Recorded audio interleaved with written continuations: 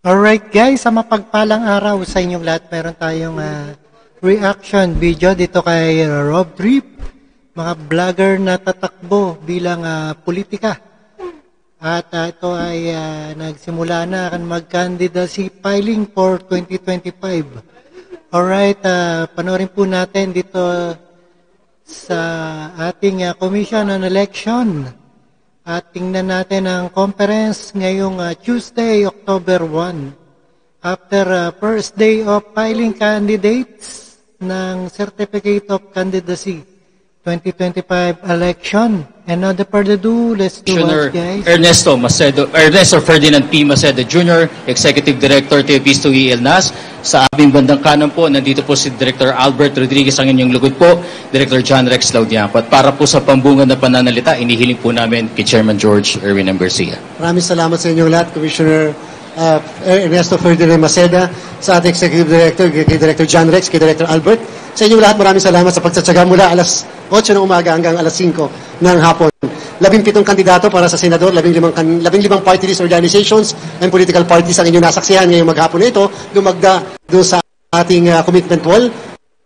At again, sabi ko nga sa inyo, katulad ng ating commitment, lahat sila tatanggapin namin ang kanilang certificates of candidacies. Bagamat, merong ilan na pumunta kanina walang dala kahit certificate of candidacy, ang gusto pa-record lang yung kanyang pangalan, hindi natin yung pinayagan. At the same time, meron naman pumunta kanina rin, 3 kopya lang yung dala-dala ng certificate of candidacy, samantalang dapat ay 5 ang ipafile dito sa amin. Hindi pa kasama yung kopya po niya. So, hindi rin natin muna sa kaagad pinapasok upang kumplituhin yung kanyang certificate of candidacy. So far, sa buong bansa po, para sa inyong kaalaman, sa monitoring po ng aming operations center, buong bansa po, para sa inyong kaalaman, sa monitoring po ng aming operations center na nandyan sa main office ng COMELEC, wala po kahit isa na untoward incident o pangyayari na na-disturb yung filing natin ng candidacy. Sa Batanes, i-inform lang po sa amin ng regional director natin na nag-extend sila ng registration ngayong araw na ito, and at the same time, sabay na rin ang filing ng certificates of candidacy. So dalawang aktibidad po ang ginawa nila sa araw na ito, sa halip na humingi pa ng additional na araw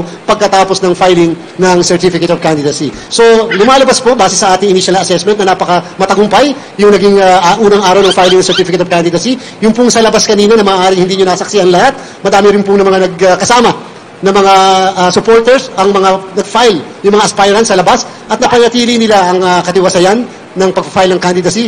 Wala rin pong mga maiinit na ulo o yung mga nagkaroon ng problema doon sa mga supporter natin na nasa labas. So again, nagpapasalamat tayo lahat, lalong-lalo na sa Philippine National Police, sa ating pong Bureau of Fire Protection, sa ating lahat, sa inyong lahat, sa mga kawani ng Commission on Election, lalong-lalo na ng Law Department natin, at sa pamunuan ng Manila Hotel, dahil itong unang araw na ito ay pinapakita natin na pag magsasama-sama, iisa tayong lahat, kaya na natin gawin na maayos, malinis at matagumpay.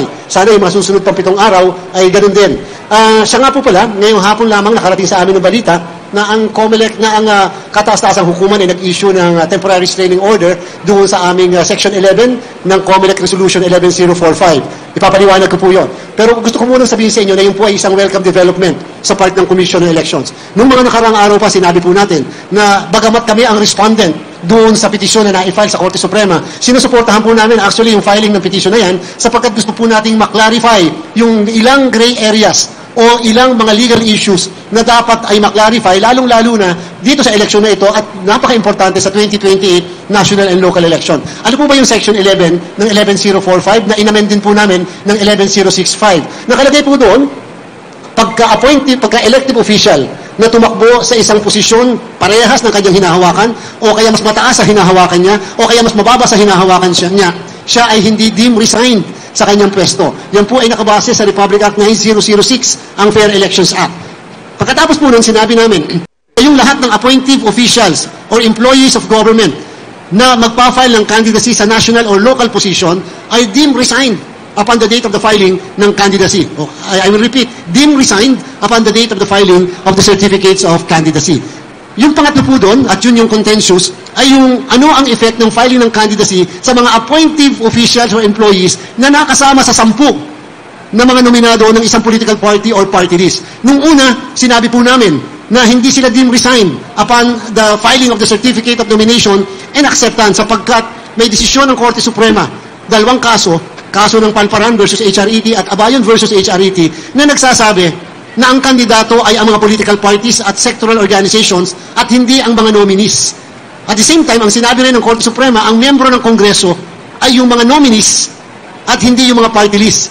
Kaya yung 3 consecutive term limitation ay applicable hindi sa party list organization or political parties kung hindi applicable sa mga nominees. Yung po ang naging basihan ng COMELEC kung bakit sinabi natin na hindi sila deemed resign upon the date of the filing of the candidacy sapagkat base sa interpretasyon namin, sila ay hindi ang kandidato kung hindi yung kanilang political parties or organization.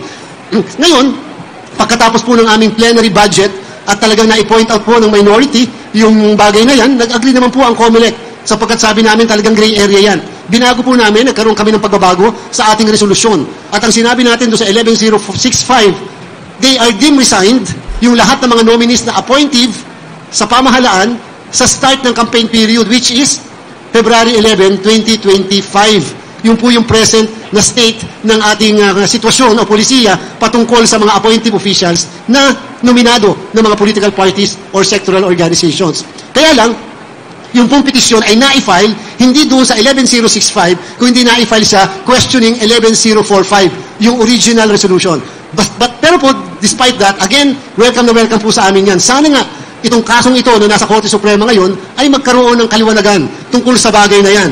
In the meantime, ano ang epekto ng TRO na pinatupad ng Korte Suprema? Ang epekto po niyan, lahat ng appointive officials ngayon na kasama ang pangalan nila sa 10 na ibibigay ng o ipa-file ng mga political parties or sectoral organizations dito sa atin, sa tent ng Manila Hotel, they are deemed resigned upon the filing of the Certificate of Nomination and Acceptance. So kung kanina, doon sa 15 na nag-file ng Certificate of Nomination and Acceptance, meron doon na isa man na appointive official or employee ng pamahalaan, ngayong araw na to, siya ay deemed resigned because of the TRO of the Supreme Court. So maraming salamat po at maghihintay na po kami ng inyong mga katanungan. Question for the media, Sir, please. Chairman, meron din po kayong minention kanina during yung first interview natin na may 42 party list organization kayong in-approve or in-accredit? Tama po. Nag-accredit po ang COMELEC ng more or less 42 party list organizations, political parties.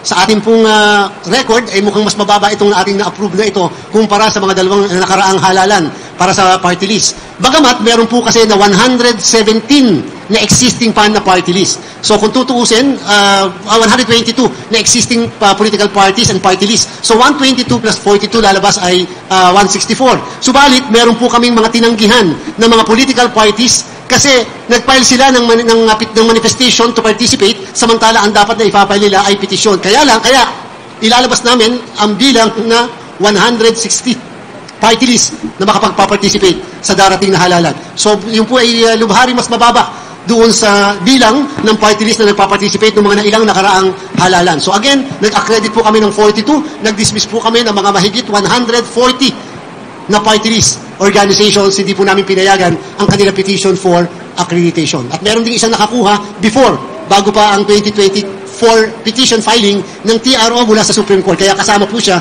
sa 160 na makapagpa-participate sa party list. Ngayon po, sa mga oras na ito, natatanggap na ng lahat ng 160 na party list organizations at political parties ang isang notice na nagsasabi na kasama sila sa raffle sa October 18 para i-determine ano ang numero na babagsak kanila para makasama doon sa balota. Meron po tayong raffle na i-conduct para sa 160 party list. As a backgrounder lang at bilang informasyon, ang bilang po ng party list seats sa Kongreso ay 63, representing 20% of the composition of the House of Representatives. Sabi po ng Korte Suprema, kinakailangan punan ang buong 63. Nung una kasing naging desisyon nila, kinakailangan hindi naman punan. Pero later on, ang sabi, lahat ng buong 63, dapat pupunan yon. And therefore, obligado ang COMELEC na punan ang buong 63 seats na allocated para sa party list. Maraming salamat po. Okay, Kadante, please. Chairman, clarification lang. May bago kayong 42 na accredited, tapos 122 na existing, 164. May binanggit po kayong 160 na lang. Bakit pong... 160. 160. Opo. Yung 160 na lang po. Asan yung... Ano yung nangyari sa apat po? Meron kasing mga political parties na hindi namin pinayagan yung kanilang partisipasyon sapagkat political party sila na hindi naman nagpa-accredit under the party list system regular political party sila, tapos ang final nila sa amin ay simple manifestation of intent to participate. Samantalang, kinlarify na ng Korte Suprema na yan sa atong paglaong versus COMELEC na kapag ka ikaw ay political party na gusto mo mag-participate sa party list system, mag-file ka ng separate na petition to participate, not a simple manifestation. So we denied and we did not allow such participation by this political party. So 160 po yan. Asahan niyo po hanggang bukas ng umaga, matatanggap ninyong lahat yung kopya ng lahat-lahat ng 160 ng mga political parties na makakapag-participate sa ating halalan, sa party list. Can you divulge po? Sino-sino yung apat? Siguro po, ang titingnan nyo na lang ay yung nare-release namin na dinecline ang kanilang application. Meron po kami i-release din sapagkat inuna muna natin i-release yung mga bagong pangalan. So i-release din namin by tomorrow yung lahat ng na-decline na deny ang kanilang mga petition or dismiss ang petition for accreditation. Gerard Naval, please. Hello. Hello, sir.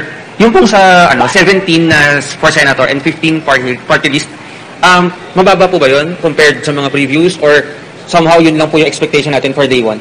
Talaga naman ganun lang talaga matumal at hindi ito kakumpara sa local positions na sa local kanina pa lamang talaga nakapila na alas 8 yung mga nagpapile dyan po sa regional office namin sa San Juan na monitor namin alas 8 ay eksakto nagpasok na yung mga ilang kandidato for congressman at congresswoman dito po sa ibang parte ng Metro Manila nagfile na rin po yung mga candidates for mayors at vice mayors ng Guniang Panlusot. So ito pong bilang na ito dito sa atin sa national candidates ay normal po itong bilang. Ganito po talaga yung average. Asahan niyo po pagdating na October 3 ay sadyang dyan po tataas na ang bilang. Bukas po, may mga nagpasabi na sa amin ng mga kilalang personalidad na magpa-file ng certificate of candidacy. Lalong-lalo na po sa Miyerkules, mukhang meron po yung mga kilala na natin ng mga pangalan na magpa-file ng kanilang candidacy sa October 3 naman.